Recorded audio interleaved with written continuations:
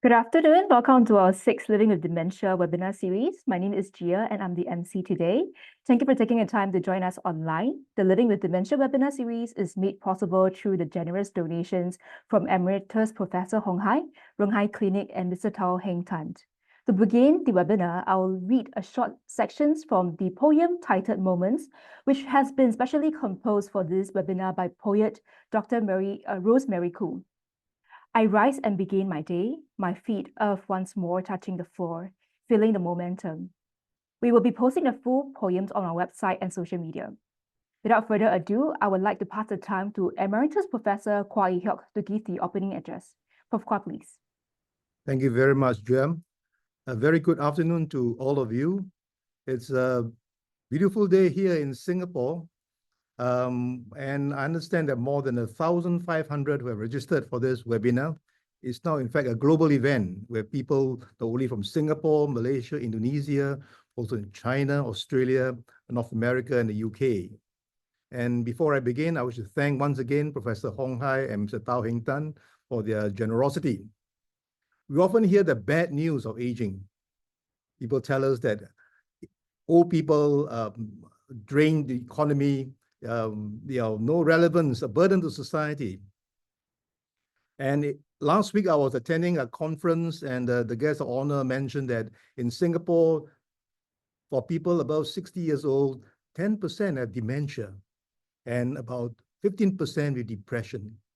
In the audience were young people who are social workers, nurses, doctors, psychologists, and I wonder how can that message impact their lives, impact them, in fact, and they must be fearful about growing old. But today we'll tell you the good news of aging. That there's something we can do to lower the incidence of dementia and depression. Now, I'll begin by mentioning that our research on dementia began not just 10 years ago or 20 years ago, started about 41 years ago. Now, before I begin, I'll tell you the agenda for today. The first phase of this dementia program will begin with our research, mainly at Jurong, and Professor Goligan and Professor Rati Mahindran will tell us about the research. The second phase of this program is the translational program, and it will be discussed by Mrs. Wee Gyok Hua and Madam Aisha Ahmad. And the third phase is the training of volunteers. This is the sustainability phase in psychological first aid, because we have this in our research, we realized there are many people with very mild depression, and we can do something to help them out. So the first paper published in Singapore on dementia was about 41 years ago. It was a research done at Woodbridge Hospital, and because it's a mental hospital, it's a very biased sample. And some 35 years ago, we were invited by the World Health Organization to be part of the global study of dementia. It was conducted at Chinatown, and because we got the results out fast, we were invited to present our data at the United Nations in New York in 1999. And we found that with so much data, we started the first memory clinic in Asia at the National University Hospital. The memory clinic was mirrored on the memory clinic in London at St. Bartholomew Hospital by Dr. Norman Axton Smith. And I met him and he told me his clinic included a geriatrician himself, a nurse, and a social worker. So when we started our clinic here in NUH in 1990, almost 34 years ago, I wanted to make it more comprehensive. So we have not only the psychiatrist and the geriatrician, we also had a psychologist and neurologist plus a nurse. So with so much data, we realized there's something we can do in terms of prevention. So sometime in 2004, 20 years ago, I discussed with Professor Goligan in a pantry in NUH on dementia prevention. And we are included later on by Dr. Ling Sting Ling from Ministry of Health and a GP named Dr. Philbert Chin. But we were in dilemma because in the beginning there was no funding from any agencies. But we were fortunate that a good friend of ours, the late Mr. Lee Soon Teck, gave us a space at Jurong Point shopping mall.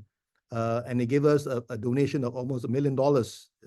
And it's the first time in Asia that the research team was anchored in a shopping mall. In all of Asia, all the research all in a hospital or in clinics. This is very important in terms of preventing stigma, that people can come to the clinic. And also it lifts up the morale of our researchers. There in the shopping mall, there's so many eateries. They can go shopping during lunchtime. So it's a booming place. And the research center was called the Training and Research Academy. It was launched in 2011 by Minister Lim Boon Heng. And you see the picture on the extreme right is Mr. Lee Soon Teck, the late Mr. Lee Soon Teck. And on the left is his son, the late Mr. Edwin Lee. They were very, very supportive and very, very generous. And after a year with some data, we decided to present the data to thank our many donors. And the particular occasion was graced by the MP from Jurong, the Minister Tharman Shanmugaratnam. He came for that particular occasion, and we also received a check from the Guan Yin Hucho Temple, almost $2 million. So that's the beginning of the Age Well Everyday program. And I'll tell you that there are various activities: health education, mindfulness, art, music. The first important activity is health education. And if the people understand that dementia is linked to hypertension, diabetes, diet, prevention of fall, then half the battle is won. And to tell us about the health education, we have Professor Goh Lee Gan, the man standing on the extreme left. He's a bit left-wing, you know. He always believed in helping the poor and heartlanders, and I suspect he's the last socialist in Singapore. Yeah. He cares for the people, and in fact, he left his busy clinic to come to NUS, and he has trained more than 10,000 GPs. So shall we welcome Professor Goh Lee Gan? In this presentation, I'm going to share several terms. I'm going to talk about the dementia prevention program as was started in 2011. We'll cover the Queenstown Community Centers development, and next we go to the rebranding of the program from dementia prevention on to Age Well Everyday in 2015. And I'm also talking about a study comparing choral singing and health education program. What is the difference, if any? So these are snapshots of the program as we started in Jurong. It was called the Jurong Aging Study. It was a 10-year study, and it has got 5 components. The subsequent speakers will reiterate on this. Okay, and this study that we initiated was reported in the Lancet Psychiatry in 2014. So here we are seeing the snapshots of the program, and here we have the health education program that is conducted in Queenstown Community Center. The late Mr. Gopal and his wife were very central in helping us develop the program in Queenstown Community Center. And the picture on the right is a meridian tapping. This slide shows the gardening project, the horticulture as part of the dementia prevention activities. And on the right top picture, you see the mindfulness awareness program. At the bottom, we have this MRT, music reminiscence therapy, where we play a piece of music, and the participants will reflect on what they know about this piece of music in terms of what is the sort of memories that they have of this piece of music. So the next step was the rebranding of the dementia prevention program to Age Well Every Day in 2015. And this was conducted in our NUH auditorium. Okay, we go on to the next slide. So here is the first of the 2 slides of the health education program. We have 5 topics here, as you can see: attention to lifestyle, high blood pressure, what we're going to do about it, diabetes, healthy eating for seniors, prevention of falls, and the 6th lesson is a revision of these 5. Next slide. So this is the second half of the slides that we run in the health education program. And here we have good mental health, how to handle anxiety, handle depression, handle dementia, as well as handling stress and insomnia. And again, there is a revision session. So this just to show some of the places where the program is conducted. The slides disappeared. Okay, so of course there is the Gombeng-san, KMS, PKS, and then we also have a program in Bishan North, Hougang, Tampines Changkat, Queenstown, the place where we started, and Eunos as well. So this has gone on very well, and many classes have been conducted. In 2016, we embarked on a study to versus health education. In the choral singing group, we have 47 participants, and here you can see Professor Maureen Sakok, who is the lead in this choral singing program. In the health education comparison group, we have 46 participants. And the next slide will show us a little bit about how the study was conducted. So the study design was that we put both the groups of participants through 1 hour of activity weekly for 24 months. And we measured the change in cognition by this composite cognitive test score, as well as biomarkers, the MRI.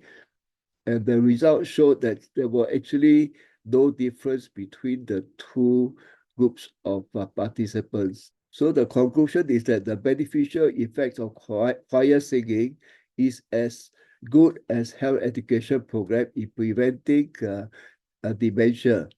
So these are my 4 take-home messages. Number 1, the dementia program was found to be effective, and our development of this program in Queenstown was quite important. And for this, we must thank the late Mr. Gopal and Mrs. Gopal for their contribution, as well as the participants in Queenstown. Okay, then we went on to rebrand this program, and then we also see that choral singing can be as good as this health education. Both can be put to good use.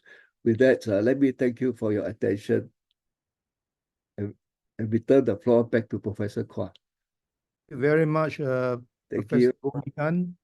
And now I would want to introduce Professor Rati Mahindran. She is a very prime researcher here in the university and one of the best psychiatrists we have in this part of the world. She's now in private practice at the Mind Care Clinic, but before that, she was the medical director, the Supremo at the Institute of Mental Health. So, Professor Rati Mahindran, you ready?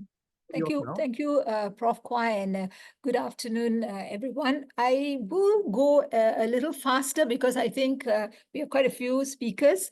All right, then. Next slide, please, Maureen.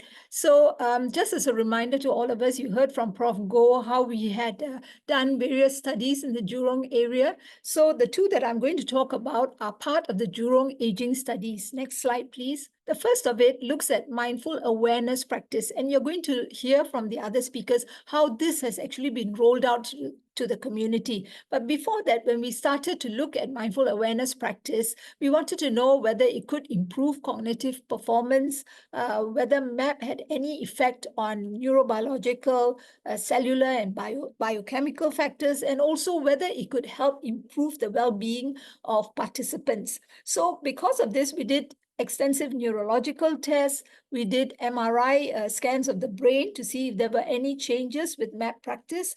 We looked at various biomarkers, not only in blood, but in urine and also in gut bacteria. And we studied chromosomes, in particular, looking at telomere length. Next slide, please. So the MAP study involved 56 individuals, and they were randomized to two groups, one who practiced the MAP every week for 3 months, and then for the next 6 months, they came back for MAP practice about once a month.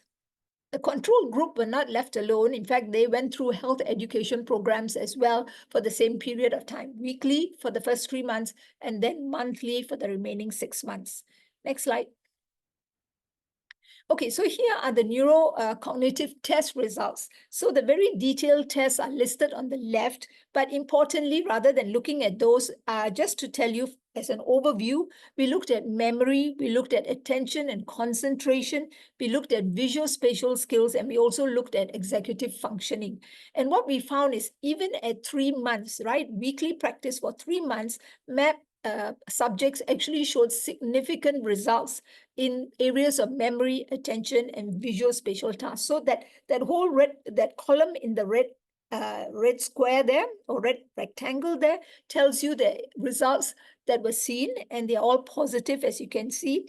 And some of these results were also sustained at 9 months, all right? Now, how did the people with health education program compare? Because they didn't receive MAP, but they received health education. How did they do? They did show some improvement, but it did not reach significant levels as compared to those who were in the MAP program. Next slide. Now, in terms of the different biomarkers that we were looking at, we were interested in looking at telomere length because telomere lengths actually predict are related to cellular aging. So in all of us, telomeres really, okay, so just to go back a little bit for an explanation, telomeres are really that part of the chromosome, right, at the tips of the chromosomes in our cells in our bodies, and they have a protective effect. They prevent the chromosome from unraveling, because when chromosomes unravel, that can lead to cell death. And if many cells are affected in this way, obviously there's damage, particularly in areas such as the brain. It becomes very important. So telomere lengths can reduce as we age, can reduce when there is very serious illnesses, for example, chronic renal disease, when there is a cancer, in severe stress.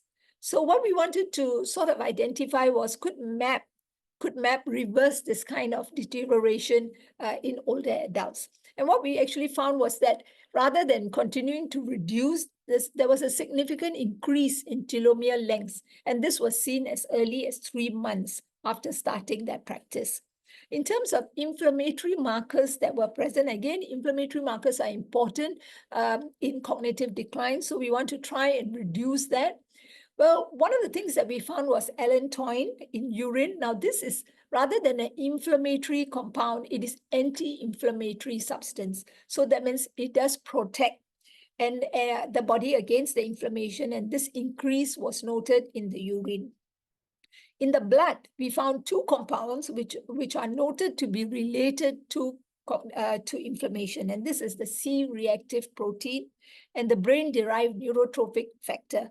Now, both of these are associated with inflammation, and what we found is for those who were in the MAP program, there was definitely a reduction in these 2 compounds, and not only at 3 months, but also at 9 months, suggesting again to us that MAP could reduce inflammation. Next slide. Okay, we also did investigations of the brain, and this is where we did MRI, and there were 2 important findings that came out of the MRI scans, which were done baseline and at 3 months. We found that there was increased connectivity between the nerves in both the global and regional level.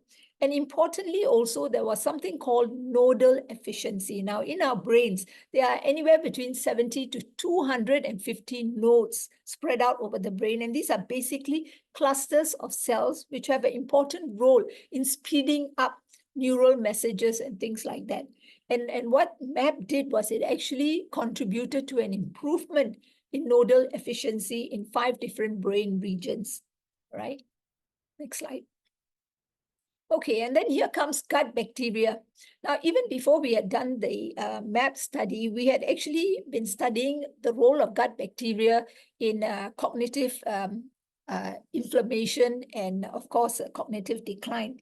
And what we found is that we could, by studying gut bacteria, actually distinguish people who are aging normally, and that's the group, as you can see in those orange triangles, and from those who already have some evidence of cognitive decline. And so red squares are those with dementia, and the blue circles are those with mild cognitive impairment. So you could actually distinguish the two quite clearly if you looked at the gut bacteria. But we wanted to know now, if we then introduce MAP, would that make a change to gut bacteria? So can we go to the next slide?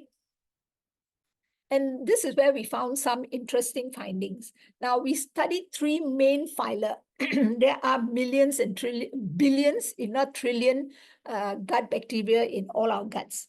But there are some important ones that we chose to look at: Bacteroidetes and Firmicutes. And the third one is Proteobacteria. Normally, we look at the balance between Bacteroides and Firmicutes because that contributes to a lot of things, like how weight is distributed in our body, how lipids are digested, and so on, right? But the important one here is Proteobacteria. Now, these are the pathogens. I'll name you some of them. Things like Salmonella, Shigella, Vibrio cholerae, E. coli. So all these are pathogens. And yet, with MAP practice, right, we did notice a significant drop in the level of this Proteobacteria in the participants' gut. Okay, thank you. Next one. Okay, so just to summarize very quickly, the mindful awareness practice did show significant improvements in cognitive performance. There were changes in biological markers in the elderly, and regular practice also did provide some sustainability of effects. But at the same time, you cannot dismiss health education because subjects did improve in some of the areas, and so healthy lifestyle is also important. All right, so now we'll move on to the next study. Okay, now this is looking at art and music reminiscence therapy in the prevention of cognitive decline. Next slide. In this study, there were 68 subjects who were enrolled, and they were in 3 arms. The earlier study, just 2 arms, this one, 3. Art therapy, music reminiscence activity, and a control group. Again, the control group received health education. We did assessments at baseline, at 3 months, and at 9 months. Okay. The slight difference from the earlier study, weekly practice occurred in the first 3 months. But because we realized that maybe just seeing the subjects once a month in the remaining 6 months may not have been effective enough, in this study, we chose to continue with interventions fortnightly in the remaining 6 months. So that's the slight difference. Next one. Similar investigations done, detailed neurocognitive tests to assess cognition, looking at cellular aging via the telomere length, looking at mood states, and of course, looking out for structural brain changes on the MRI. Next slide. Okay, so art therapy was provided by trained therapists, and there were 2 components to it. So in a weekly session over a month, there would be 2 sessions where they would go to the National Gallery or the NUS Art Museum, where they were shown different pictures and paintings, and the docent or the therapist would actually help them view and talk about these paintings. And the other 2 sessions were actually when they did physical creation of themed art pieces. So this was how the program was. So next slide. And this just, I put up these lovely paintings. Actually, they're pictures of some of the paintings that were used during the therapy sessions or during the study in this particular program. Next one. So music reminiscence activity, again, was led by a trained therapist. And here there was listening and recalling memories and experiences related to the music, and visual aids were used. And you can see a group there which is doing a session. Next slide. So what were the findings? Again, here we are showing art therapy and MRA. Art therapy is the one in red, and MRA, music reminiscence activity, in blue. So you can see significant, the plus refers to significant improvements from baseline. It was seen at 3 months for art therapy, and again persistent at 9 months. Music reminiscent activity was a bit slow at 3 months, but again showed gains at 9 months. So memory improved, attention concentration improved, and visual spatial skills also improved. Again, we see this consistent improvement in cognitive function. Next slide. Now, if I were to just place this in a graph form, I think it becomes very clear the amount of improvements that were seen. So the green, you can see how it has shot up from baseline to 3 months and 6 months. That's art therapy. Music reminiscence, a bit on the slow side, but still in orange, you can see the gradual increase that has occurred over 3 months, 6 months, and 9 months. And finally, of course, the control group who had health education program, some improvement, but nothing compared to the other two activities. Next slide. Now, coming to MRI findings and changes that we noted, as we age, sometimes the cortical thickness in our brains actually shrinks, right? The brain shrinks. But those who were involved in art therapy, when we actually scanned their brains at baseline in 3 months, we actually found that there was an increase in cortical thickness. And this was in a particular area referred to as the right middle frontal gyrus cluster. And this was correlated very positively to changes in immediate memory that we found on neurocognitive testing. So therefore, art therapy, again, is a very important intervention. It could engender significant cognitive gains. And this was seen as early as 3 months. Next slide. Telomere lengths, here, I think very clear, the art therapy in green and the music reminiscence therapy taken a little longer, but again, you see the increases with these activities and how they have improved telomere lengths in our participants. That's the end. I'd just like to acknowledge the support of Presbyterian Community Services, and that's where much of this research was done, and of course, members of the research team. Thank you. Thank you very much, Professor Mahendran.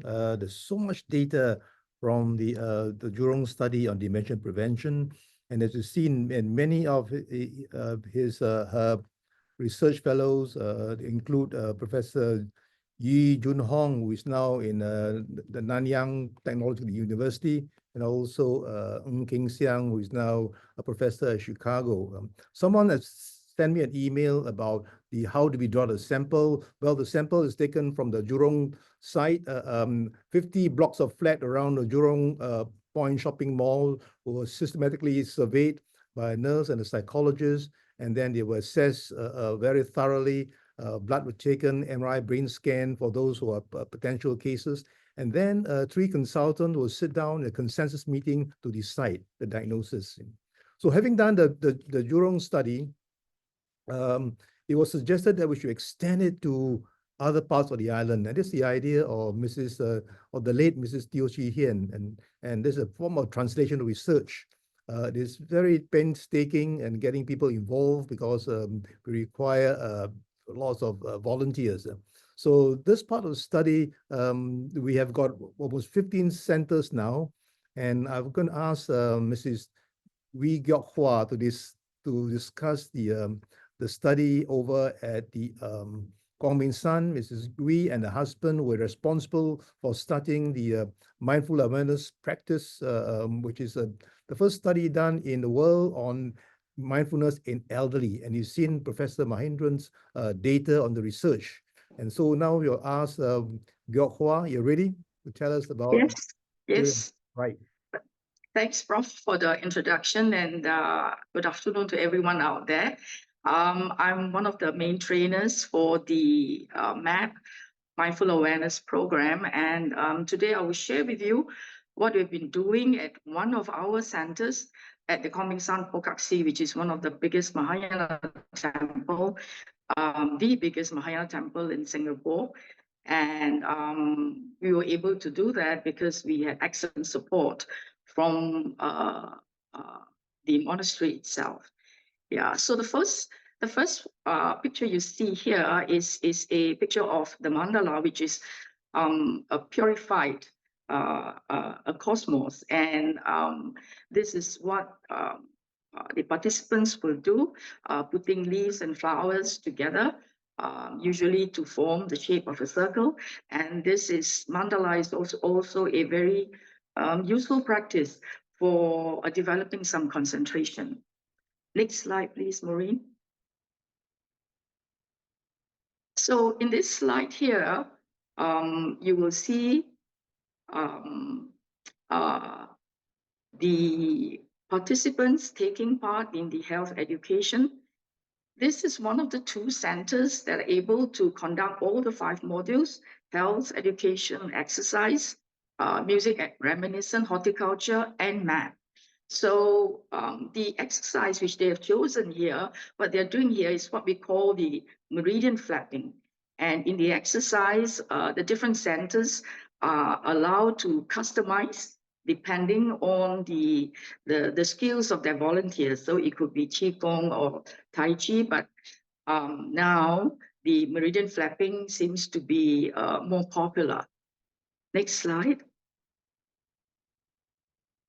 So let me touch on the age profile of Komingsang. We have been conducting the program at Komingsang Pokaksi for the last 8 years. So it's from 2016 till now. Altogether, there have been 12 runs to the 8 years. And if you take a look at the age profile, we're from 51 to 84. One oldest, 91 years old, that was last year, and she came with daughter who is like in the late 60s or 70s. So it's very heartening to see our seniors still continuing to wanting to be active, wanting to learn something new. Total participants you see is 506. 506 on its own is not impressive. Not impressive because it's over an 8-year period. But I've always said that we should not take that number as individual participants, because each of these participants is part of a family member. And if you look at it as 4 or 5 people within the family or 6 people within the extended family, we're talking about 2,000 to 3,000 individuals being affected. So I think that is important for us to bear in mind, because 506 over 8 years will not be a headliner. But if you think in terms of a couple of thousands individuals who are affected, then this looks a little bit more impressive. Now, taking a look at the male and the female participation, the male participation rate has always been slow, like in a lot of other programs. But last year, we had, in our 12 runs, we had 58 participants, and we had 11 who were male. So that was like a 20%, and is a good jump. So in future, we hope to see more male participants so that they will be able to improve and keep up with their mental health, and be less dependent on their female spouses to take care of them. Okay, and you will see that the number of participants required is quite heavy on a 12-week course, 12-week program once a week. We need an average of 14 to 33 volunteers or companions. So here in the photograph, you see a mindful awareness practice in session, always led by a trained instructor. Next, please, Maureen. Now, Out of the Age Well Everyday program at Coming Sun, I'd like to share with you some of the spin-offs from the program itself. After the 12 weeks, we have participants asking now, how do we stay connected? Is that all of it? So out of that, interest group were created. Those who were interested in continuing, for instance, the exercise, they will come back once or twice a month for the exercise program. And then the other interest group is for MAP, the Mindful Awareness practice. So the interest group has been going on for some time now. We have also, on an average, we see about 60 people, and at one stage we have almost 100 participants who came back to join the interest group. So that is very, very encouraging. Now, the next spin-off we have is the Therapeutic Forest Walk. We have been talking about this. The abbot of the monastery was keen to open this program to public, especially the Therapeutic Forest Walk as well. And it took us a while. It took us a while to conduct this program, but we finally launched it last year in August. And you can see from the photograph here, it was a walk in Bishan Park itself. And the third spin-off was from the number of volunteer instructors we trained at the Coming Sun Pokaksi. We were able then to provide training assistance to other instructors in other centers that joined the AWE program subsequently. Next. So this is a photograph. It's the mindful walking workshop before we take them out to the park. There were a couple of things which we need to put in place, and one of them is to teach them, to show them actually how to walk mindfully. Next. So here, after the session, after the walk to the park, which takes us about 45 minutes, the group of about 30 odd participants is then divided into smaller group where they have a 5-minute cooling down and mindfulness practice to bring their mind to the present. And this is what you can see them doing over here. Next, please. So here, after the quiet down period, then is another 5-10 minutes of sharing by the individuals with their instructor, the volunteers. What's their takeaway, and then how do they continue to keep their mindfulness in practice. Next. So let me just have a quick, give you a quick definition. There are many, several definitions for mindfulness from MBSR to other mindfulness agencies, but all of them have this key aspects that mindfulness is something which you cultivate intentionally on purpose, and it is intention is generated in the mind for us to pay attention to something that is happening in the here and now, in the present, and maintaining a moment-by-moment awareness of bodily sensations, feelings, thoughts, states of mind. And all these are related to the internal, the person within, and is happening within the body, the person himself or herself. And then the mindfulness practice moves us out to the external surroundings and the environments. So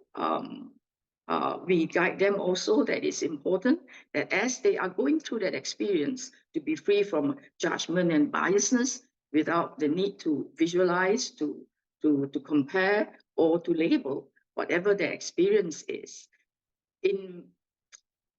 There is an African saying that it takes a whole village to raise a child. But here, notice that it really takes a whole tribe to care for a dementia patient.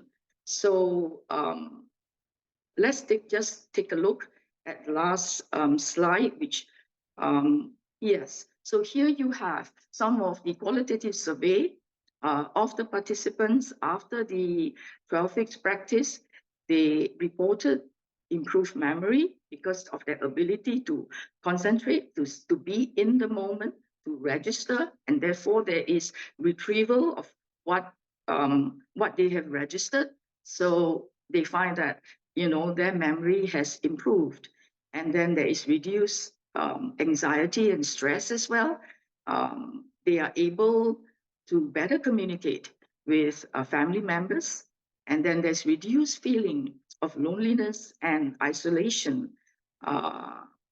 Being out there in a group, doing new practices, happy to gain new experiences and making new friendship. So as a final takeaway, it is important to note that MAP, mindful awareness practice, is a game changer.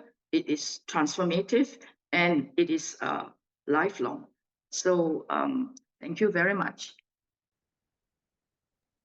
Thank you, Gyok Hua. That's excellent.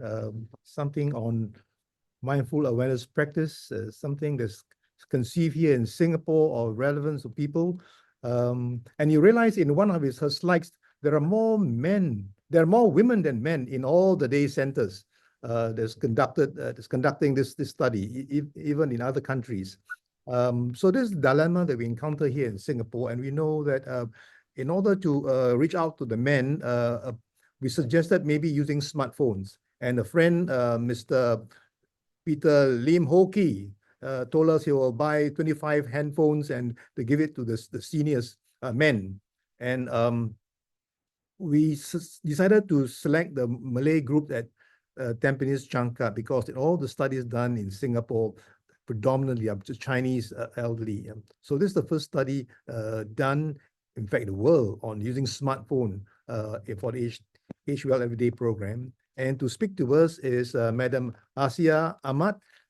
She is together with her friends, Rashid and Abaya, wonderful conducting this study at Tampines Changkat.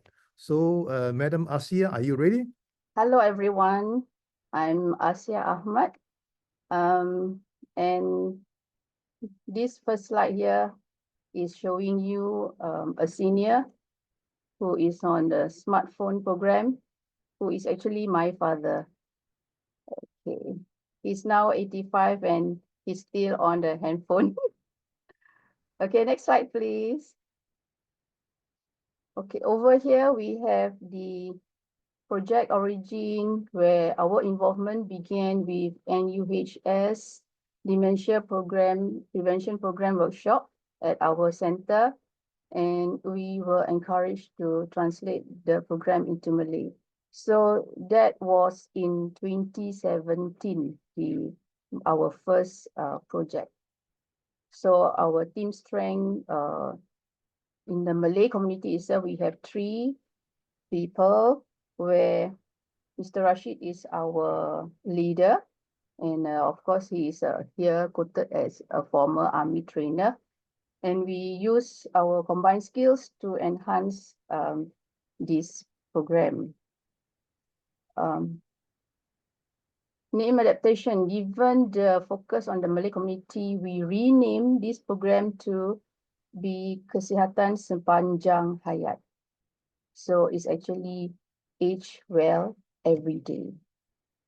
And when the COVID-19 challenges comes in, our movement were restricted and there's no classes involved, leading us to pivot to a smartphone-based solution with support of our team from NUS Mind Science Center.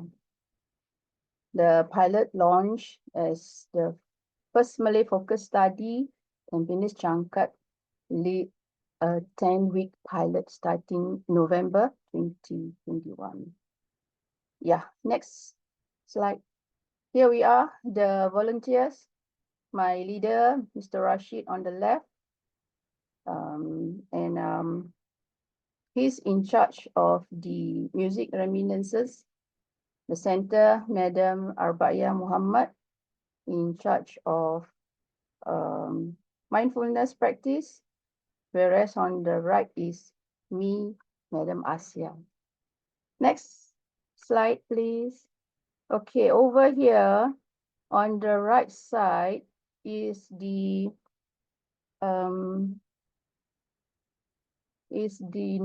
notes that we had earlier in 2017. So we use these notes or other slide to teach the seniors. While those that on the left are the notes that I've already summarize it. And we use these notes to WhatsApp to the seniors. Okay, so this is about diet and diabetes. Next slide, please. So over there, I'm explaining to them where this picture over here on the right is actually what we had in this year. So we are able to have our class face-to-face. And the one that is on the left is the continuation from the previous slide. Okay. Next slide. Okay. Again, on the left is the continuation of the earlier, and this slides that we WhatsApp to the seniors, it has to be read in 1 to 2 minutes. Whereas the original slide, it will take 10 to 15 minutes. So on the right side picture, Mr. Rashid is telling the seniors, or rather recall the what we call music reminiscences that they have. He chooses the yesteryear songs. And what I found that these seniors, they became chatty. They love those songs, and they like to, they recall all those yesteryear's history. And the below picture is we have some other lessons that follow up. Okay, next slide. These are other 2 examples that we had for our participants, preventing falls and also good mental health. Oh yeah, I would like to mention here that all these slides were taught by Associate Dr. Go. He is here, right? I would like to say thank you to him because a lot of knowledge I get from the slide, and of course from his teaching. Okay, next slide. Well, this is the feedback from the seniors, okay, or rather from KSH participants in the book, Aging with Dignity. And on the right side there in circle, the feedback given by them. They, on a whole, they love to be in this group, and they are until now still around with us. And my father even says that he even do those exercises every time after he read the WhatsApp. And being in 84 years old, he got no other things to do except, this is a good a readout for him. And yes, he is very healthy till now. Okay, next please. Yeah, these are the post-pandemic KSH activities that we had. We went to the hot spring in Sembawang. Yeah, as what Rob say, a lot of ladies here. Okay. So I think that's the end of my sharing that we had. I would like to then say thank you to the best group ever, Miss of our Professor Kwa and his team, and of course, with the help of others that I can't remember so well. Okay, I would like to hand over to Miss Maureen. Thank you so much for everything. Thank you very much, Asia. And one point that we raised in this particular study is that after they have done the 10 weeks of course, we asked the seniors what would they like to do to help out in the community. Would they like to help out in the mosque, to clean the mosque, or to help the library, or even to prepare food when they meet on the Sunday meetings? And so whenever I go down to Tampines Changkat, you can see that at the end of the meeting, they're wonderful mee goreng and asam pedas, onde, and the people just give back, Instead of taking all the time, they also give back. I want to press on quickly to our final speaker. This is a very important stage. This is the third stage. But before that, I would like to say that although we extended to the various centers, we thought that maybe we have new staff, younger staff joining us, Mr. Surin, Sandra, and also Sean. They are the young staff, and they are thinking of renaming this the Age Well Everyday Club. And I'm very glad things are moving very well. We hope in the next 5-10 years, they will expand to more centers. Now, having done all this study, we know that if you were to say that the prevalence of, say, depression is 10%, today in Singapore, there is about 1 million people above 60 years old. 10% means 100,000. The 100,000, if they descend on the public hospital, then there'd be chaos, But we know that some of these people with depression have very mild depression. And so we're wondering whether non-psychiatrists, non-psychologists, can they also be trained to provide psychological first aid? And we know the first study was conducted in India, in Goa, where they provide that kind of study, that kind of therapy for young people. But this is the first time it's been done in the world where seniors provide psychological first aid to seniors. And the study been published by Professor Shifali. She's a wonderful nurse, Vice Dean of Medicine. And I think last year she won the President's Award for the best nurse in the country. So shall we welcome Professor Shifali? Thank you so much, Professor Kwa, for your kind introduction. Very good afternoon, evening to the audience here. It's heartening to share a stage with your role models, Prof. Kwa, Professor Go, Professor Rati, and Mrs. V especially. I'll share with you shortly why I call these names, and probably you were not able to recognize me. I'm a bit old now, but in one of the slides shared by Prof. Go, I was in those slides when he talked about peer volunteers being trained in NUH. So without further ado, let me bring you through the presentation today. I'll share the screen. All right, again, thank you very much. And the topic I'm going to talk about today is called Where There Is No Psychiatrist. Again, big thank you to Prof. Kwa.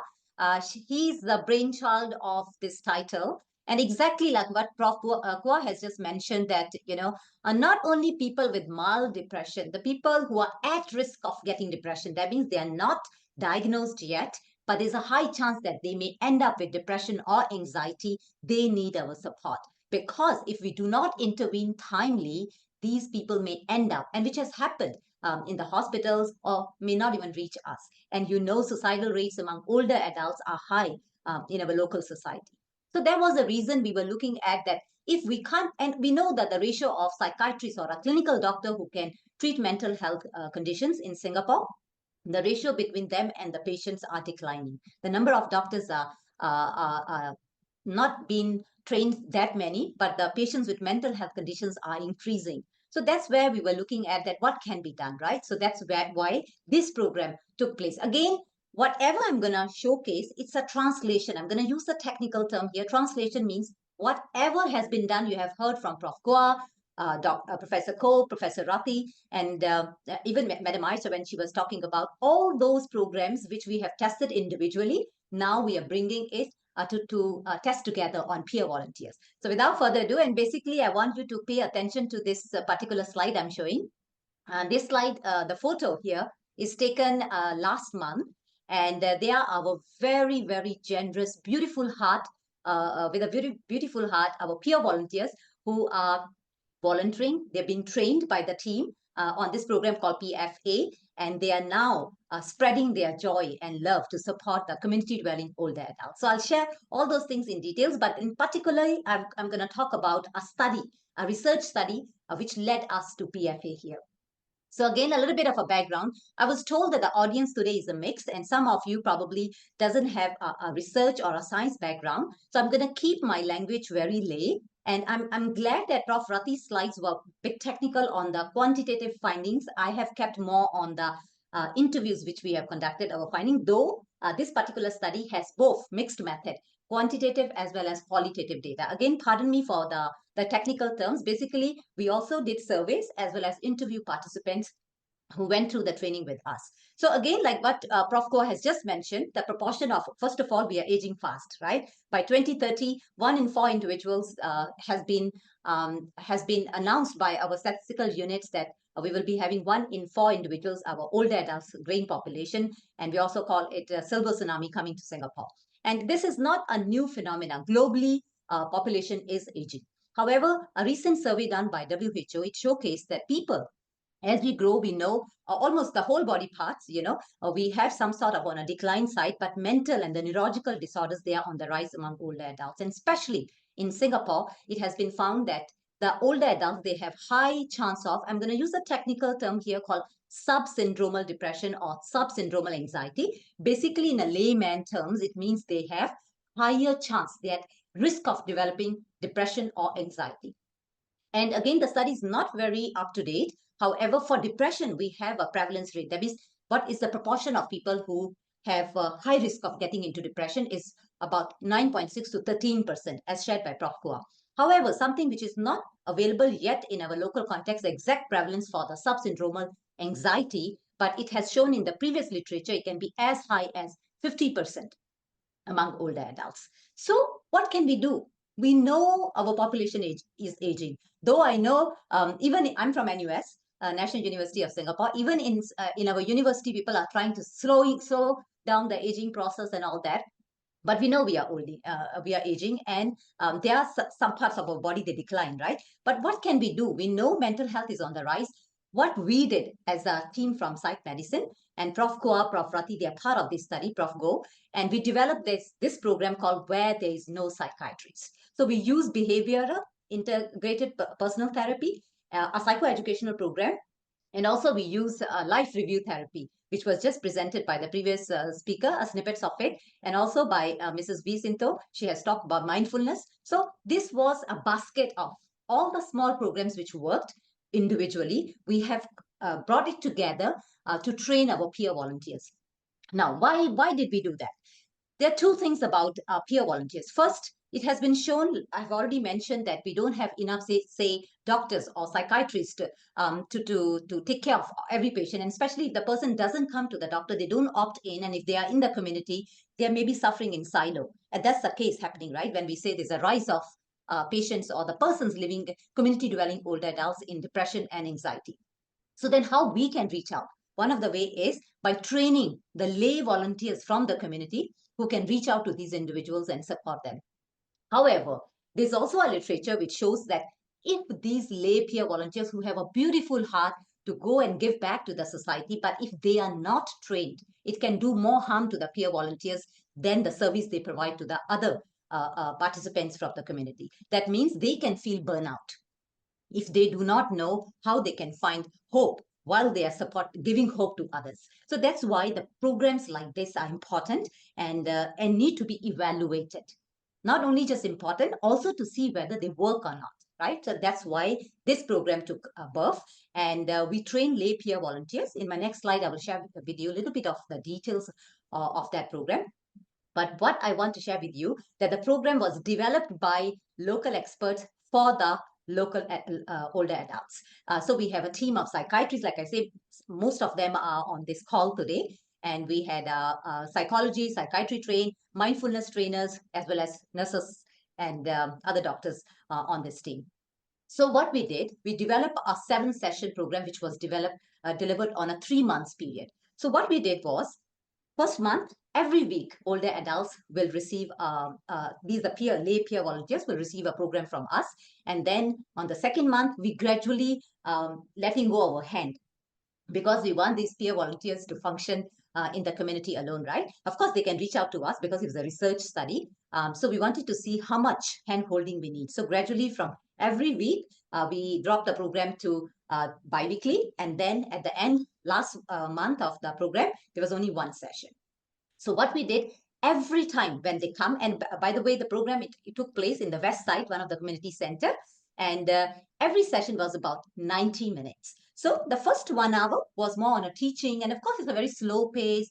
Also, the slides were given to them as handouts. It was delivered both in Mandarin and in English. I will share in my next slide. But most important thing, or the highlight of this component, was that it was a group-based. Everybody will come together at a certain period, and then they will have this educational program. But the last bit, 30 minutes of that program, will be mindfulness, where the mindfulness trainer will come in, and these people will then practice the mindfulness techniques, not as extensive as Mrs. V has shared mindfulness walking and all that, but in a group base. So why we were doing that, we wanted these peer volunteers to experience these things so that when they guide others, they need to experience whether it works or not. And here I'm going to take a short break and share a little bit of a story. And I'm very mindful of the time. I was told that I'm given only 10 minutes. Anyway, I have 2-3 more slides. But I just want to share with you about mindfulness. As you can see from the speed of my speech, I'm a type A personality. Everything is very fast in my life. And when I first attended mindfulness training, I felt, pardon me, I'm going to say that, but this was my first experience. I feel bored. And I was like, I don't think so it's going to work. It was very bit fluff for me. But my big thank you to late Mr. Vicinto.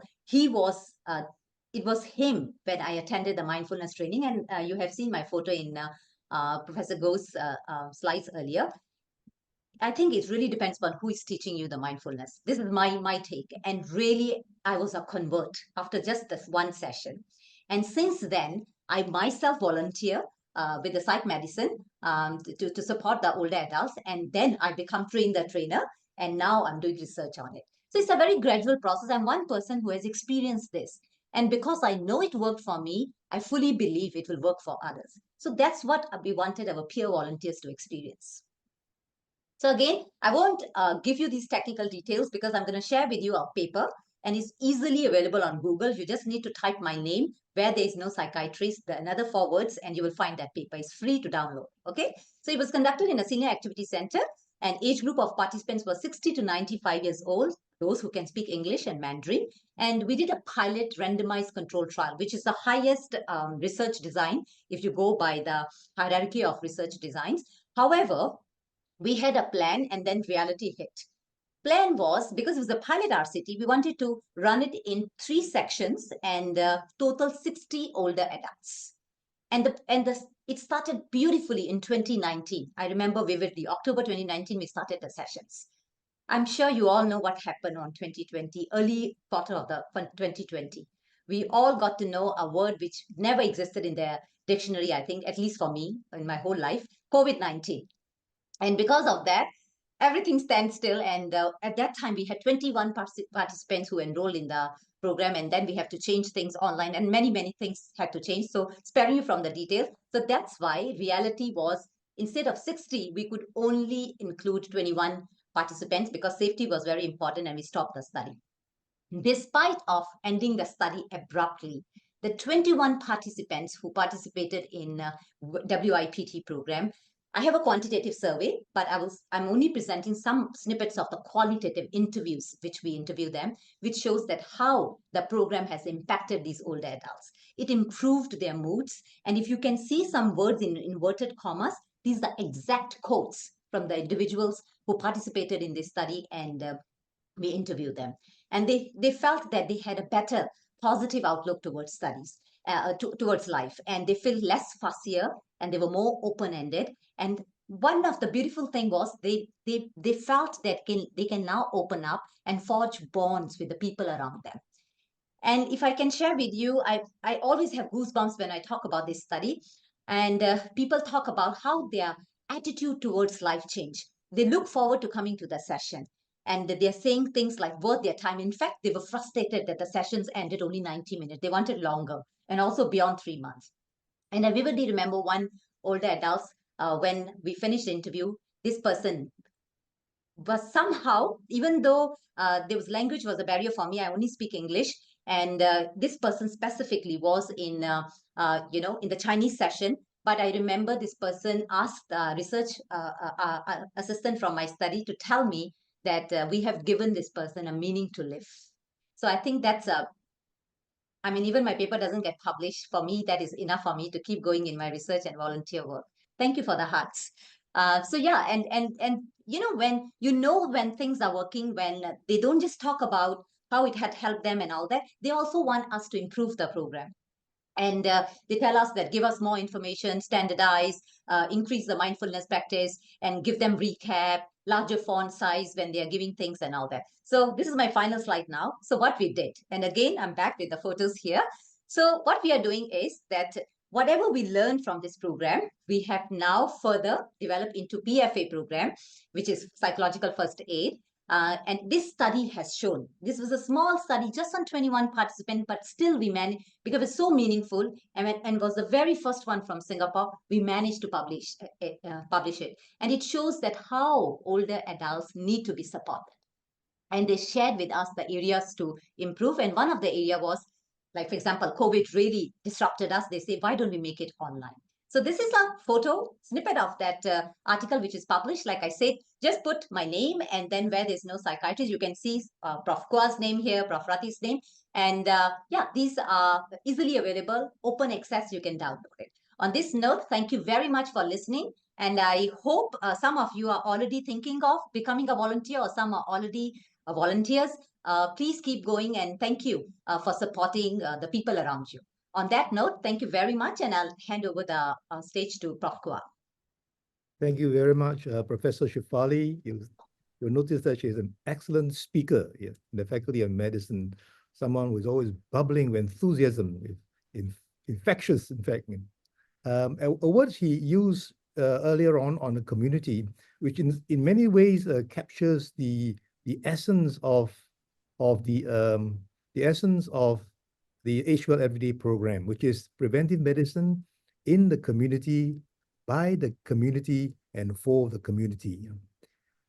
Now it's question time, and I got a question someone sent for Professor Golikan. These are people, some people come from Australia, America, and they want to know something about the HWell Everyday program, and they want to know the online program. They cannot come all the way to Singapore. Can they learn online that you've done together with the Singapore University of Social Sciences? Can you tell us a few words on that? Thank you, Professor Kua. Well, this is a program that we developed with the Singapore University of Social Sciences. There are a few stalwarts there. They are very helpful in sort of making suggestions. And this is actually targeted at the students. So it is good to start early by training our students. When they graduate, they would have this kind of survival strategies with them. And I'm sure it is going to go a long way. So SUSS is a group. I think if you Google, you'll be able to find it. Yeah. So thank you very much. So anyone interested, anyone in them, they don't have a dementia prevention program in North America or even England or Australia. If you want to learn something, you can get in touch with the Singapore University of Social Sciences or even Professor Goh, and they will let you know. The next question is for Mrs. Wee Gyok Hua. Someone asked, what days do you run your mindfulness practice in Kwong Ming San? I do not teach the participants. We train the instructors. Like I said, I'm a trainer. So we train the instructors, and in Kwong Ming San, they do it in modules. So they will have to schedule it within their program. And it's usually on a Wednesday, but it's not every Wednesday. So there will be either 1 or 2 runs. So if you're interested, look at their website, because it's posted, and you will know when the next run will be. and you can join them there. Yes. So it's wonderful because Mrs. Wee and the husband set up this mindful awareness practice, because her late husband, Mr. Wee Sinto, used to tell me that mindfulness originated from India. Why must people go all over to America to learn mindfulness or learn from the British? So it's wonderful because Mrs. Wee and the husband set up this mindful awareness practice, because her late husband, Mr. Wee Sinto, used to tell me that mindfulness originated from India. Why must people go all over to America to learn mindfulness or learn from the British? It's Asian. And so the research done with Professor Mahindran and the team is very important that here we have a different way of doing things that is more Asian oriented. So thank you very much, Mrs. Wee. It's Asian. And so the research done with Professor Mahindran and the team is very important that here we have a different way of doing things that is more Asian oriented. So thank you very much, Mrs. Wee. Prof. Kwa, can I at the same time quickly just answer one question I saw regarding whether mindfulness is a religious practice? Because I think this is important. Although we are showing Kong Ming San Pokaksi, which is a Buddhist temple, but the mindfulness practice itself is secular. There's no ritual, there's no religion in there. So it's purely about cultivating one's awareness and to be present.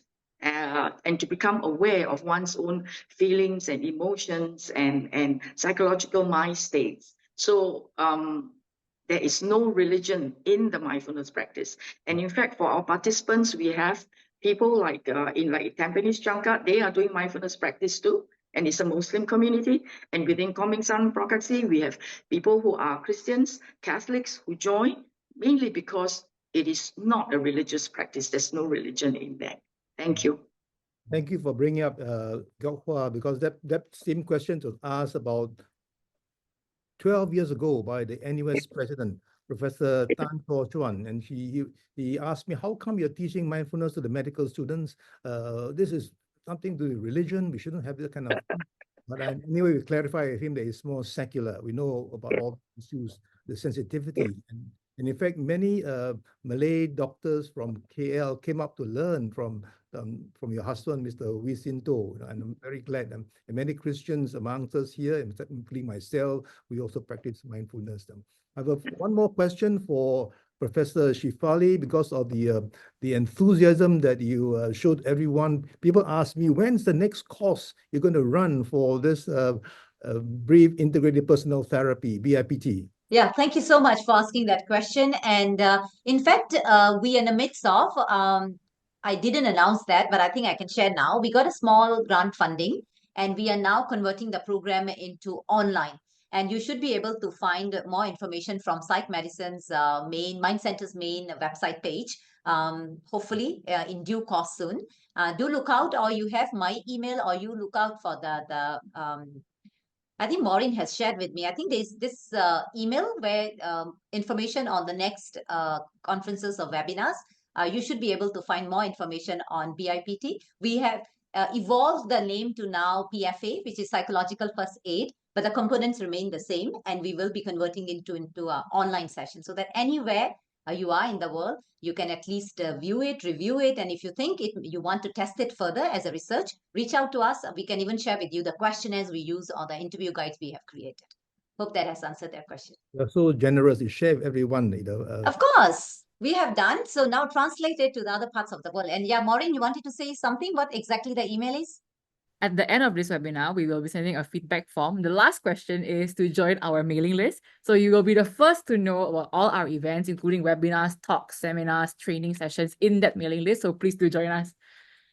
So please do that, yes. There are many more questions. I think I put them in the slides because they sent to me even last week. So I got a slide for so there's something that people ask about the gardening. They ask me, we heard about the gardening study, the therapeutic garden. So you see in this picture, the lead researcher is the lady standing beside Minister Gan Kim Yong, Dr. Angela Sia. And we are very glad because, in fact, this idea of the therapeutic gardens research was not my idea. It's the idea of the chairman of NParks, Mr. Benny Lim, and his CEO, the man standing second from left, Mr. Kenneth and they have wonderful support from the Minister of National Development, Mr. Desmond Lee. So you see the study created a lot of interest even among the doctors. Two young doctors on the right side, Tan Hong Yi and Emily, they joined in. And the man standing beside me on my right is Professor Ng Keng Siang, now in Chicago, and also the professor in nursing, Wilson, on the extreme left. And so this study has created a lot of interest. In fact, there was an interview with BBC in London about the research that was done, that was published also in Nature.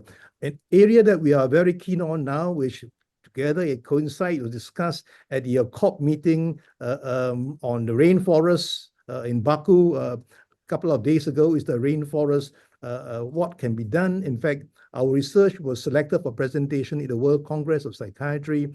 We found that people who walk the rainforest not only improve the physical and mental health, but also the social health and the compassion for the rainforest. So this program is still going on, and you see the picture on the lower left side is it's not being led by Dr. Ling Sing Ling.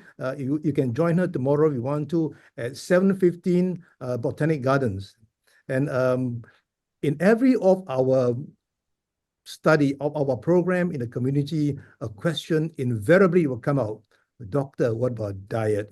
So Singaporeans have some kind of a preoccupation, almost obsession about food. And someone said, hey, it must be Mediterranean diet. And another will say Okinawan diet. I had an Italian friend who came to visit Singapore, and they told me that Mediterranean diet is okay, but you see that the life expectancy in Singapore, 84, 85, is better than Italy, Greece. And there's nothing wrong with the Singapore diet. In the same way, I tell my friends that the life expectancy in America about 79, England about 81. We are much better than all these countries. So there's nothing wrong with the Singapore diet, So you see the Singaporeans enjoy going to the hawker center, and the top left-hand corner is a popular place called Malaysia Boleh. And the extreme corner there is the boss of Malaysia Boleh, Mr. Tan Fei Siong. And I told him that there's a complaint that some of his char kway teow, too much salt. Well, we can reduce it if you want to. You can even reduce the kway teow, have more vegetables. So we can adjust, and should be proud of what we eat, rather than say it must be Mediterranean diet, must take a cheese, make a wine, or even olive, but we still enjoy our popiah, our laksa, isn't it? I always enjoy fish. So you see the right-hand corner is the asam pedas, which is my favorite. But once again, we come to food, not only Mediterranean or Okinawa, it comes a bit tribal. Where is the best asam pedas in Singapore? Professor Goligan lives on the west side. He will tell you that Ayer Rajah Food Center is a very nice Malay stall. Asia lives on the east side, and she'll tell you that Katong asam pedas is the best. So I think we all then be tribal, but what I always love is fish is the steamed pomfret, and the Teochew style. Now, there's a paper published by Dr. Wu and Professor Ng Zipin about fish, about and how it improves their mood. But actually, I wonder whether must we always do research, to show that this particular food is good. I always enjoy pomfret. It's not just about pomfret, because it reminded me of my younger days. My mother prepared the best pomfret. It's a bit of reminiscence. You eat pomfret with my kids or my grandchildren, I'll tell them, yes, the one done by your grandmother was the best. And you talk to Ms. Wee Gyok Hua, she'll tell you the best peranakan food is from her mother, and this is what it is, But so we enjoy our food, and on the bottom right corner is the wonton noodle. So some people listening in are people like Mr. David Hong. He will make a return to Batu Pahat, and every 6 months he will make a beeline for this famous stall along Jalan Jinang. And so we vary our food. It doesn't mean that it must all the time be Mediterranean diet. But Singaporeans say, where are the evidences that you show that the food is helpful? We've done a couple of research papers. There's a paper even on tea done by Dr. Fernley, and show that what kind of tea then. In fact, this paper was also been cited in the BBC program. on beverage. And so they asked us, and they asked whether is that what kind of tea you think is better. There's no difference. Although a colleague from Paris told me it's the pu'er tea from Yunnan province is best. Question obviously will come up. I'm sure Mr. Surin Sandra will ask him, how about coffee then? And then coffee. Then once again, the coffee becomes a bit more. We have not done the study yet. We tend to be more tribal. In our mind science, our mind care clinic, Lim Li Fang will say the coffee at Sungai Pileh is near KL is the best coffee. Another chap called Mr. Mok Chi Hu from Batu Pahat will say the Ringgit coffee from Batu Pahat is the best. We are not too sure that the jury is still out. But we know that curry is good for the brain because this study done by Professor Ng Zipin was published in the American Journal, and it came out in the American newspapers that curry is good for the brain because of the curcumin and turmeric. So this is something that we've done. Now, coming up in there'll be more research done by Professor Barry Halliwell and Dr. Irvin Chia. They're doing wonderful research on L-theanine, which is an extract from mushroom. And so lots of papers being published now, and we are thinking of doing more studies. I think there's an area that we can think about the Mind Science Center. And of course, we have also a friend in the science faculty, Dr. Kim, a Korean, who doing some research on dietary health and mental health in terms of memory and also on mood. And if you look at all the researchers here on this piece, or this on this slide itself, almost all of the researchers are foreigners, except for Professor Ng Zipin, who is the only local native, which is very important. And so many people listening in are from America, Australia, even in Singapore here, who are researchers. And they often ask me, for example, last month, 3 medical students, Sean, Shane, and Kylie, asked me, how come a small center like the Mind Science Center has gone on so far and I've done so well? I told them it's collaboration. We collect with people from different parts of the world, not just NUS, not just NTU, but also other parts of the world. Now, having done all this study, what is the outcome? Everyone asks, what happened to all these old people at the Jurong studies? Have you done an assessment about these people? And this is the result. In the 5-year study, the depression rate, originally 9%, is now this 4.5, half.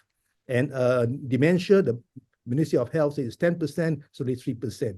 Lowering the depression is important because we know the suicide rate is high. And if you can bring down the depression, you can bring down the suicide rate. Now, when we did this study, the late Mr. Wisinto, who's trained as an economist, told me that if you tell the ministry or tell the government that you lower down the depression rate by half, you will not impress them. 9% to 4%, what's the big deal? But you must monetize your results. You must show them how much money you can save from the prevention program. We've done a study with our medical students to find the cost of dementia. And this was done some years ago, in 2004. If we know the dementia in Singapore, the life expectancy is about 10 years. Dementia is not a terminal illness. It is a chronic illness. There are 3 phases: mild, moderate, and severe. And expenditure on the cost of health costs, it varies at different stages. And when we when we did a study again in 2016, the cost has gone up. If you take an average, it's about, for 10 years, it's about 12,500. I've discussed with the very eminent economist at the Nanyang Technological Institute, Professor Houston Hua, and this is what we came up with some data. Dementia prevalence of MOH, 10%, you have 100,000 cases today. But if you use the Jurong study in a program, H12 Everyday Program or H12 Everyday Club, that's about 30,000. You prevent the cost of delayed onset of 70,000 people. And if the cost of one person for 10 years is the 12,500, the total cost you'll know is about 840 million you save. Can I repeat? $840 million. Now, there's another health economist in Singapore who is a good friend of Professor Goligan, Professor Phua Kai Hong. Professor Phua told me something very interesting. He told me that what you have presented to the people is just the direct cost. The indirect cost has not been factored in, because if you a caregiver look after someone with dementia. Sometimes he becomes sick, sometimes he has stress, and sometimes he's not feeling well. He must see a doctor. That is called the indirect cost. 25 years ago, Professor Kwok Kai Hong brought a health economist from the London School of Economics, Professor Martin Knapp, and I asked him, Martin Knapp, how do you cost the indirect cost? He told me that if the direct cost is 1,000, indirect cost is 2,000. So although we mentioned that we save 840 million, it is much more than that. And we hope that the ministry or the government will introduce programs to more centers. And if we save the money, we can use the money to improve the national parks, improve the health, the arts centers, the theaters. That is something wonderful for the whole country. So I'm going to finish off by thanking many people who helped us out. The late Mr. Lee Soon Teck from the Jurong Point Shopping Mall, the late Mr. Henry Lim, the father of Mr. Benny Lim, Lim Ta Hua, who helped us in a donation for the Mind Science Center, to the Presbyterian Community Services and the Guan Yin Hucho Temple. And this program would not come about had it not been for this lady standing in red here, Mrs. Teo Chi Hien. She was the person who suggested this program. And she helped us up getting the People's Association involved. And from Singapore, we went on to 10, 15 centers now. And it's now interested. Our friends in Indonesia and Malaysia are very keen on the Age Well Everyday program, even in China. And so it's something that we can give to our neighbors, tidings of great joy. We pass it to them instead of having wars of neighbors like what's happening at Gaza and Lebanon. We share our research with our neighbors without asking them to pay a single cent. This is wonderful that the Mind Science Center is giving to Asia and to the world. Standing beside me is a tall, handsome man, Professor Hong Hai, who has given us a donation for this particular program. And the man on the third on the left, with his jacket, is Mr. Abdullah Tamuji, the chairman of the Mind Science Center, person that personifies effective leadership and trust. And next to him is David from the Presbyterian Community Services. And on the extreme left is Professor John Wong. Now, I want to thank 4 people who have helped us out in this program. There are 4 Wonder Women. On the left is Maureen, and then Cindy, Jia, and Yi. Now, 75 years ago, some of you remember, Chairman Mao Zedong said these words: "Women hold half the sky." These 4 women will disagree with him and say, "Mao, you are wrong. Women hold more than half the sky." I'll not try to contradict them because I know that in the Mind Science Center, the women outnumber the men. And so this is the good news of aging for all of you who have heard this program. We thank all of you for listening in. And it's a message of hope, a message of optimism, a message of positivity. And we hope you will press on the new year with zest for life and also to cherish those precious moments with your loved ones. Remember mindfulness. And for some of you who are taking a break for December, happy holidays. Thank you very much. Thank you, everyone.